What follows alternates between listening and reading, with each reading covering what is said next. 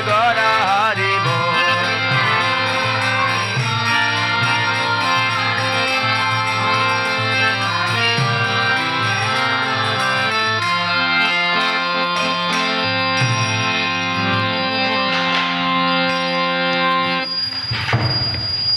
Slip Prabhupada ki Jai Go Premanandi. Right. I think this is the right one.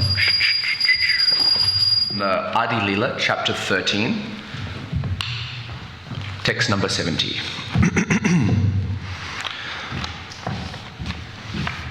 Krishna avatarite acharya pratigna Korea Krishna puja kare Tulasi Gangajala diya. Krishna avatarite acharya pratigna karya.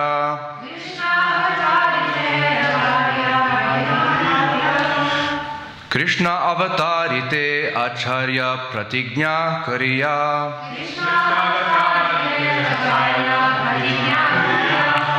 Krishna puja kare Tulasi Ganga jale diya.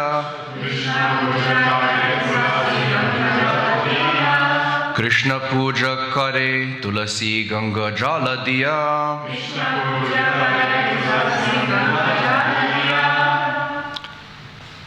Okay, the synonyms. Krishna, Lord Krishna. Avatarite, to cause his advent. Acharya, Advaita Acharya. Pratigna, promise. Korea, making. Krishna puja, worship of Lord Krishna. Kore, does. Tulasi leaves. Ganga Jala Diya, with Ganga Jal, the water of the Ganges. Translation by His Divine Grace A.C. Bhaktivedanta Swami Srila Prabhupada.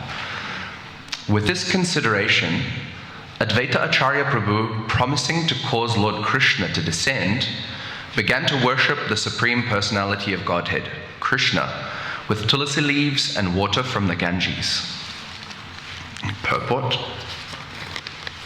tulasi leaves and Ganges water, with, if possible, a little pulp of sandalwood, is sufficient paraphernalia to worship the Supreme Personality of Godhead.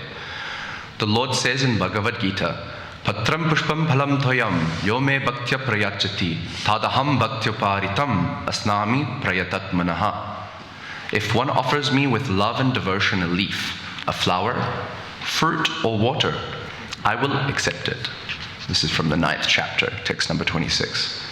Following this principle, Advaita Prabhu pleased the Supreme Personality of Godhead with tulasi leaves and water from the Ganges. Om Jnana Timirandasya Gananjana Shalakaya Chakshurun Militamena Tasmai Shri Gurve Namaha. Namaste Saraswati Deve Gauravani Pracharine Nirvishesha Shanyavadi Paschatya Deshatarine Jaya Shri Krishna Caitanya Prabhu Nityananda Shri Advaita Gadadhara Shivasadi Gaura Bhakta Vrinda Hare Krishna Krishna Krishna Hare Hare Hare Rama Rama Rama Hare Hare Hare Nam Eva Kevalam Kalo Nastyeva Gatiranyata. So I'll read the translation again. With this consideration, Advaita Acharya Prabhu, promising to cause Lord Krishna to descend, began to worship the Supreme Personality of Godhead, Krishna, with tulasi leaves and water of the Ganges. So in this purport, just a little side note, I thought I would like to add that this actually is stated in the Skanda Purana that Atovasati Paniyai Snapyam Chandana Charchitai Manjaribhir Yuta Devam Shalagram Shilaharim Tulasi Sambhavabhischa Kritva Kaman Avapnyuyat Patre Tu Pratame Brahma Dvitaye Bhagavan Chivaha Manjaryam Bhagavan Vishnus Tadikasta Trayasada Manjari Dala Samyukta Graya Buddha Janai Shubha. So this Skanda Purana statement is confirming what Srila Prabhupada is telling us, that this tulasi leaves and Ganges water, with if possible a little pulp of sandalwood, is sufficient paraphernalia to worship the Supreme Personality of Godhead. Because this statement is saying that one should bathe Lord Hari in the form of Shalagram Shila with scented water and adorned with Srimati Tulasi Devi's manjaris, smeared with sandalwood paste. By doing so, one fulfills his desires. In the first leaf, there's Lord Brahma. In the second one, Lord Shiva stays. In the manjari itself, Lord Vishnu is present. 3 of them always remain in it. Intelligent people should collect her auspicious manjaris along with the 2 leaves. So this statement is clearly showing that in the Skanda Purana, that if one wants your desires to be fulfilled, then offering the tulsi leaves with the Ganga water will do that. It will fulfill those desires. It will grant those desires. And so if we look at a little previously into this, the previous texts, we're seeing that Advaita Acharya Prabhu was feeling pained by seeing the people without Krishna consciousness. So he was seeing the suffering condition of everybody around. And Vaishnava is para dukkha dukhi. So he's seeing the suffering of others and feeling that. The Vaishnavas are empaths. They can't handle the suffering of others. They want to do anything and everything to reduce that suffering. And so, seeing them in this condition, he began to think seriously of how these people could be delivered from their suffering condition in the clutches of Maya. So, he thought, if Krishna himself appears to distribute the cult of devotional service, then only will liberation be possible for all people. So, with that consideration of, how can I help the people of this world, he started to pray and worship this Shalagram Shila, and he did it following the Shastra, the method, the simple method of offering tulsi leaves and Ganges water to the Shalagram with that sincere prayer to call down Caitanya Mahaprabhu, to call down that Yuga avatar to descend into this world in order to help deliver the suffering conditioned souls. So this is in fact one of the secondary or external reasons for the appearance of Lord Caitanya Mahaprabhu. He comes to fulfill the desires or the prayers of his devotee, Advaita Acharya. And the other secondary or external reason for his appearance is to inaugurate the Sankirtan movement, to establish the chanting of the Hare Krishna Mahamantra all over the world as the prime method for bringing one back to Godhead. So these are the 2 external reasons for Srila Caitanya Mahaprabhu to appear. So one can see that or understand through this amazing text that there are also internal reasons for his appearance. So I thought I would just read one of this is actually the Mangalacharna, the very beginning of this Caitanya Caritamrita. This text number 4 is actually also the Mangalacharna for Rupa Goswami's Vidagdha Madhava. So this is a text that Krishnadas Kaviraj Goswami is quoting from Rupa Goswami's text in his Mangalacharna. So text number 4, it's quite a famous text. Anarpita charim chirat karunya bhavitana kalo samarpayitum unajjottola rasam sobhakti shriyam haripurata sundara dyuti kadamba sandipa pita sada hridaya kandares puroto va sachinandana. So he's saying, may that Lord who is known as the son of Srimati Sachidevi be transcendently situated in the innermost chambers of your heart. Resplendent with the radiance of molten gold, he has appeared in the age of Kali by his causeless mercy to bestow what no incarnation ever offered before, the most sublime and radiant spiritual knowledge of the mellow taste of his service. And so we might ask, what is that mellow taste of his service? How do we achieve that? And that is through the Prem Nam Sankirtan, by Harinam Sankirtan. That's the methodology by which we can attain this sublime and radiant spiritual knowledge. So we can understand that in all of our parampara, our previous acharyas are all saying the same thing. We should be engaging ourselves in Harinam Sankirtan. This Sankirtan Yagya is not an ordinary one for this day and age, because Chaitanya Mahaprabhu isn't an ordinary avatar. So over the many, many millennia, every time that there's a Kali Yuga, then an avatar of Vishnu descends in order to start the Sankirtan movement. So this Sankirtan Yagya, this Harinam, is there in every Kali Yuga as the prime methodology by which to spiritually progress. However, we have the very special fortune of being in this particular Kali Yuga where not an ordinary incarnation of Vishnu has descended, but rather Chaitanya Mahaprabhu has descended. And he's giving this, this Unata Ujjvala Rasam. So Unata, this topmost radiant rasa, this radiant mellow or flavor of devotion, of Bhakti Shriyam. That's what he's giving. He's giving this Prema Nama Sankirtan. So it's not just going to take us to Vaikuntha, but rather he's taking us to the highest conception.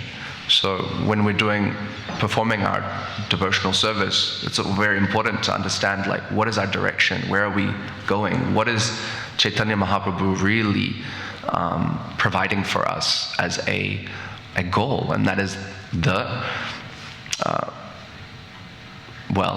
Radha Dasyam, that's coming to this platform of this Unata Ujjvala Rasam. Unata means the topmost, and Ujjvala means radiant. So this is the Parikya Bhava. This is the Madhurya Rasa that is being given to us through this Sankirtan that Chaitanya Mahaprabhu is establishing. So we can understand that by understanding his internal reasons for appearing. So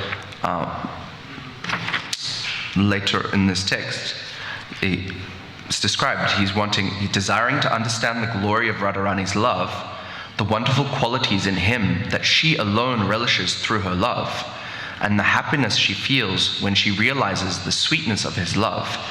The Supreme Lord Hari, richly endowed with her emotions, appears from the room of Srimati Sachidevi as the moon appears from the ocean. So these are the internal reasons for Chaitanya Mahaprabhu's appearance. He's wanting to understand Radharani's love. He's wanting, as Krishna himself, he isn't able to understand what it's like to love himself, because he's that object of love. But he can see in the interactions with his beautiful Srimati Radharani, she's enjoying something more than he is in the interaction. So he's curious, he wants to know, what is she experiencing? And so he wants to know, how is Radharani feeling this love? What is it like? And he's wanting to understand what am I to her? The sweetness that he is exhibiting, how is that perceived or experienced by Srimati Radharani? And furthermore, what is she really relishing when she is in that process of love? So these are the reasons that Mahaprabhu is actually descending to be able to experience these things. And so he has come with the emotions. He's been endowed with the emotions of Srimati Radharani. So it's described like he's becoming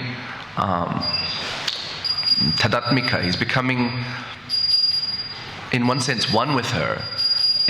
just in a way that when an iron rod is placed in the fire, the iron rod starts to take these qualities of the fire. So in the same way, Caitanya Mahaprabhu is that burning rod of Krishna, is the rod, and he's sort of getting the emotions, he's heating himself in the mood and the emotions of Radharani, and he's coming out as this golden form, this burning hot rod. And with that, he is descending, and he wants to share that with everybody. He's wanting to give this particular mood to all of us. So that is our great fortune. We are in this position where previously Krishna is wanting us to surrender everything, surrender, give up all varieties of religion and just surrender unto me. And as you surrender unto me, accordingly I'll reciprocate. So Krishna has a lot of, you could say, requirements for his special mercy. Whereas Mahaprabhu, he's bursting open these doors, this reservoir of love of God. He's just like bursting it open. He's broken the lock, and he's just distributing to everybody. And Lord Nityananda, his brother, is there with him, tag team. They're coming, giving the name, Bolo Krishna, Bhadra Krishna, Koro Krishna Shikha. Lord Nityananda is saying, please, my dear sir, just chant Krishna's name, worship Krishna, and follow his instructions. He's going out, Lord Chaitanya is saying, yes, go out, tell everybody, go door to door and distribute this premanam. So this is what they were doing, the Panchatattva, you can see in this painting here. They're going out and they're just distributing freely and to everybody. They're going out and chanting this Mahamantra, Hare Krishna Mahamantra, in order to reawaken that love within the hearts of all the living beings. So it's a very special time for us, a very unique position that we're in, that we are actually here amongst devotees, with the opportunity to actually engage in the Yuga Dharma. So we can actually approach that prema that Lord Chaitanya is wanting us to experience. He's wanting us to experience that love which Srimati Radharani is feeling for Krishna. It's a very for myself, I feel unimaginable to really understand how deep that love is, because her body is made of love. Her Mahabhav, she's a condensed love. And so this topmost devotee of Krishna, Radharani, that special mood of hers is now being distributed.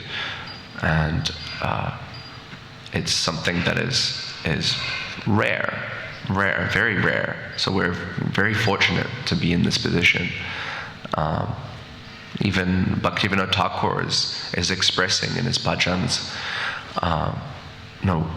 why have I no attraction, or why have I not received this taste for the Golokera Premanam, Harinam Sankirtan, this Golokera Premadhana, this prema, this love that is descended from Goloka, as the Harinam Sankirtan, this holy name. So, who's coming for Harinam tonight? Yeah, we have so many opportunities to actually, come into contact with Chaitanya Mahaprabhu's direct kind of instructions. Go out every town and village and distribute this holy name, because it's non-different from Krishna himself. The holy name is non-different. We're descending. I mean, Lord Chaitanya Mahaprabhu himself is obviously the Yuga Avatar, but the Lord is also descending in the form of his holy name. So this is the Nama Rupa, this form of the name is accessible to us in this Kali Yuga, so that we can actually have association with Krishna. We're associating with Krishna in the form of his name. And in this Mahamantra specifically, Mahaprabhu is giving it to us to access. And so we can engage ourselves in the chanting of the Mahamantra, and we can also engage others in that chanting. And in that way, we can assist Chaitanya Mahaprabhu in his purpose for descending, well, in his external purpose of descending, of spreading this Harinam Sankirtan, this Sankirtan movement. So I thought I could leave a bit of time for some reflections and some questions perhaps, or any comments to the audience. Does anybody have any reflections on the purpose of Chaitanya Mahaprabhu's appearance and this Harinam Sankirtan? I have a question. Sure. It was more regarding the concept of Paradukadukhi.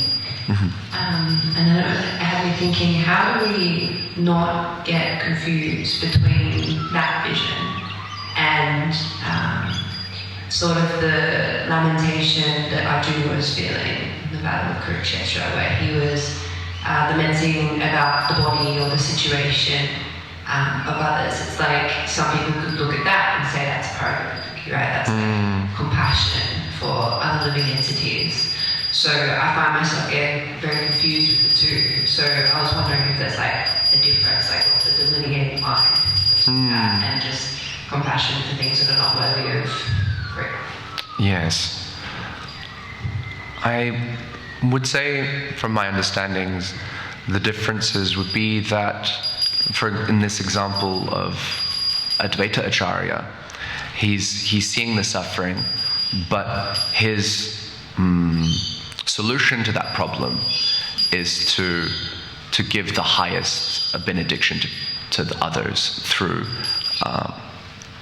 invoking the Lord's descendants and ultimately the propagation of Nam Sankirtan. So he's seeing a problem and he's sort of coming to a solution of, give them spiritual upliftment in order for them to actually become happy.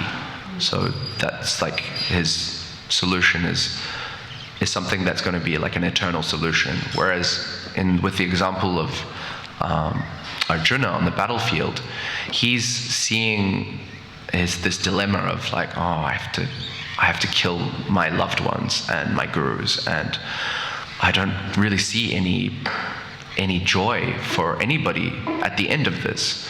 So like, I better just go off into the forest and become a renunciate, or I don't want to fight. I don't want to do this because I don't see any. I see this as like pain and suffering, but that's going against his dharma of fighting, which is why Krishna is then telling him, no, like you're lamenting you shouldn't be lamenting in this way. You should just do your duty and fight, and see that these people are already dead. I've already killed them all. Your job is just to do the deed. If you're not going to do it, someone else is going to do it. It's already done. Just take that glory of being victorious and perform your duty as a Kshatriya. So that's the way that I would see it. It's that where we can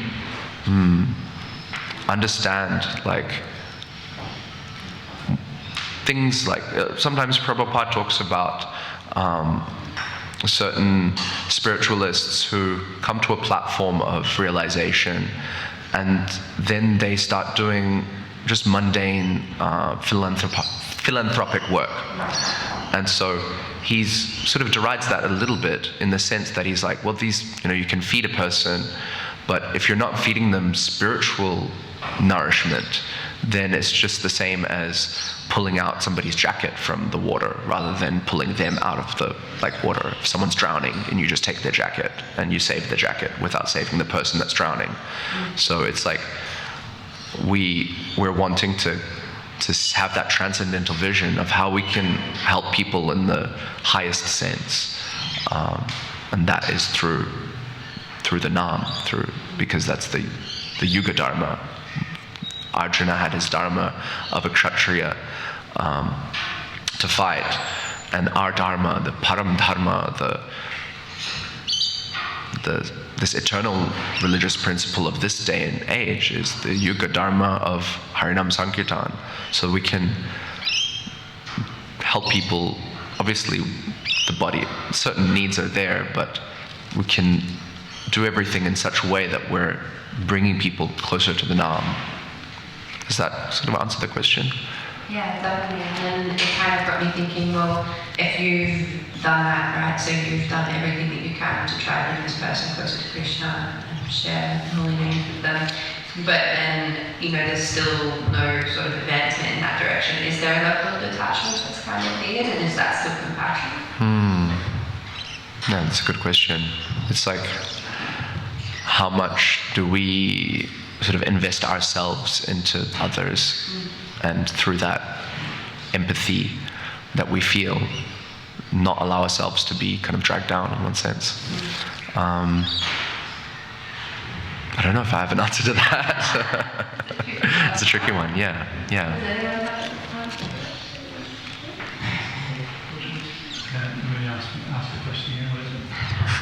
So we were just saying that compassion that a Vaishnava has, we want to give to people in the form of the holy name. But then if you've done that for somebody and done the best of your ability to be able to share that with somebody and they're still suffering, is a level of detachment needed, and is that detachment still compassion? That's a tricky one. Sorry. I think it's just make it more complicated than what it is. We're distributing Krishna consciousness under the instructions of Srila Prabhupada. Perform your duty with as much compassion as you can. You can't force, you can't be a horse for water. You do your very best. Krishna's within their heart, so at the end of the day.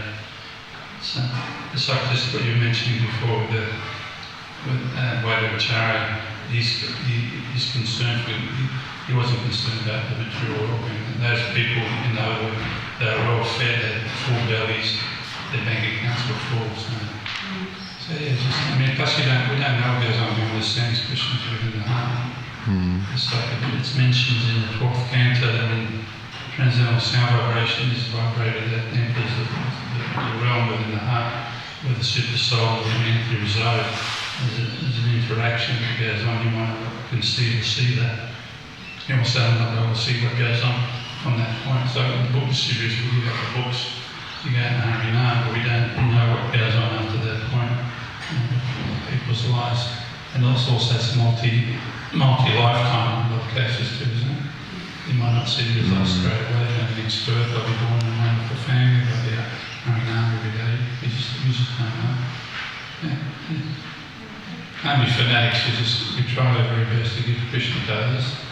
And then at the end of the day, they have the independence and Krishna within the heart.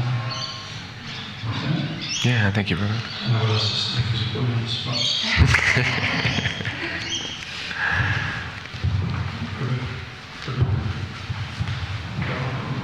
I understand you said that Lord Chaitanya appears in every Kali Yuga. Is that correct that you said? No, that this is a special Kali Yuga in which Chaitanya Mahaprabhu appears, and he doesn't appear in every Kali Yuga. Ordinarily, it's actually a blackish form that's descending. So this particular golden form, this hidden golden avatar, is a very rare occurrence and only happens, I can't remember the frequency, but it's not very frequently. Yeah, it's actually every 1,000 Kali Yugas it comes, so it's very rare. Yeah, very rare. It says here, this is from the Caitanya, Adi-lila 3:10. Now's the time of Vaishnava Manu, during which Lord Chaitanya appears. First, Lord Krishna appears at the close of the Dwapara Yuga of the 28th Divya Yuga, and then Lord Chaitanya appears in the Kali Yuga of the same Divya Yuga. So it's only once in a day of Lord Brahma. The day of Lord Brahma is for 4 billion years plus. Yeah, exactly. That just gives us a scope to how very fortunate we are. Just 500 years out from that event, which only happens every 4 billion years. Just on that note, it is the Adi-lila Kali Yuga, the Harinam Singh. I think it's in the way of Rika. It's a Sakshi Veshavata form of the Lord Krishna and it's true because Swami explains in this Kali that same form comes, but enters that same entity into the form of the Lord Chaitanya as well. So he's here as well. The regular avatar comes. That's it's just interesting. Thank you for the class. I was wanting to share a realization. I've been meditating on this idea of devotees, this suffering. I mean, there's prabhu, the suffering of those around us who aren't in devotional service, but there's also the suffering that devotees actually do experience. And it does look like that to one with an untrained eye, that devotees just live a normal life. They experience karma, they have experiences in their life that send them down and experience pain, and they also have the ups and downs, and so they look like they're just doing the same. And so, but actually, I was reading the verse in Srimad Bhagavatam, Canto 10, about Rikashura, the demon who pressed Lord Shiva. Before that, Parikshit Maharaj asks Shukadeva Goswami, it looks like, all of the devotees of Lord Shiva are so well off, and they have great glorious benedictions, and all the devotees of Lord Krishna are poor and suffering. Why is this? And he relates a story where Krishna himself says, Yasyaham anugrahanami, that those devotees that are really that I really see has that beach, that kind of seed of devotion. I actually take everything away from them and bring them closer to me. And one can ask, why is it that the Lord Himself appears like, here, Advaita Acharya, like why is the Lord waiting for all this suffering to occur before He appears? Why is the Lord and why is the devotee suffering? We can see even in our lives that there's many times where we're suffering so much, and it's really hitting fever pitch. And at the last minute, probably the last minute, Krishna will come. There'll be some kind of something that saves. It seems to happen time and time again, and there's so many stories of devotees where I feel like that's the case. And in that verse, Vishwanath Chakravarti Thakur actually comments and asks this response, why is it that there must be suffering for there to be Krishna to come, Krishna to appear Himself or to give His mercy. And Vishwanath Chakravarti Thakur says there that, my dear sir, you don't know. If you think this, then you don't understand spiritual tastes. The moon is the brightest in the night. The lamp is the most welcoming object in the darkness. The cold water is the best thing in a really hot day, and hot water is the best at night. So this idea of Krishna's personality of, really bringing out the most kind of gratitude within us and feelings of reciprocation with Him in those moments of real suffering is a personality trait of Krishna as a person that's special to Him that I've been meditating on. And in this case, it sees that Advaita Acharya is also going through suffering here, and all the devotees are, and Lord Chaitanya comes to reciprocate with them as well as part of Pradipyana sadhana. So just a realization. Yeah, beautiful. Thank you for sharing that. I can definitely relate to that experience of being in these positions or these places of suffering, and it's just like you get to this point of desperation of questioning, why Krishna, why is this happening, why am I going through all of this? And then, like you're saying, like at that last moment something happens and you can clearly see the hand of Krishna in it, and you feel this, like He finally is there for you. He's there to support you. And I think that's quite a beautiful meditation to think that this is actually Krishna's personality is like that. He's actually waiting for those moments, because that contrast will be even more clear, and we'll appreciate him so much more, his beauty, his kindness, his compassion, when we're in the situation of suffering like that. And so it reminds me of the in the 10th canto, there's the pastime of the kings that have been stolen away or taken captive by what's his name? He gets torn apart in half. Jarasandha.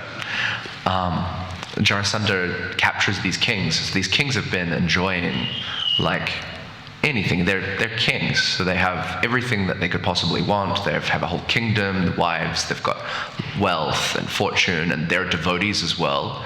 They worship Krishna. And so everything's good, everything's perfect. And then Jarasandha comes, and he defeats them and takes them away and puts them in jail.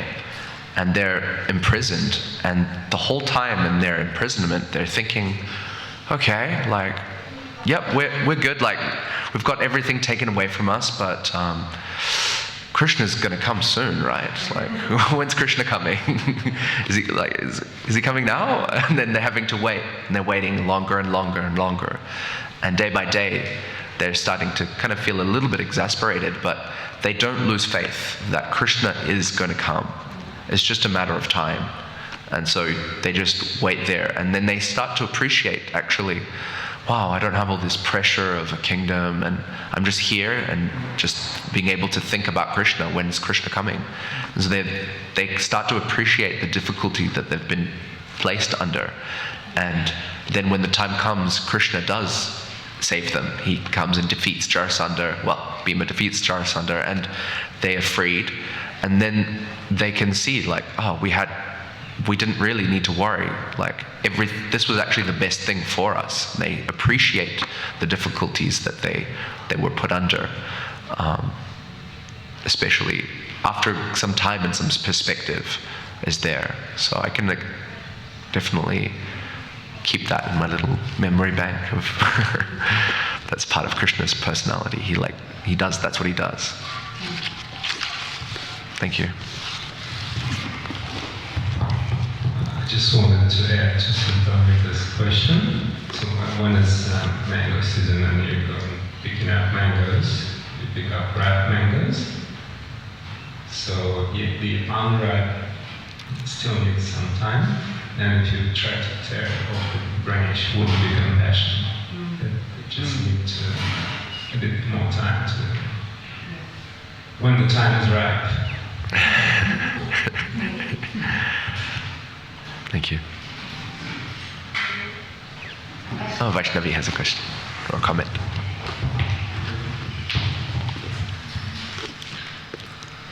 Thank you for the class.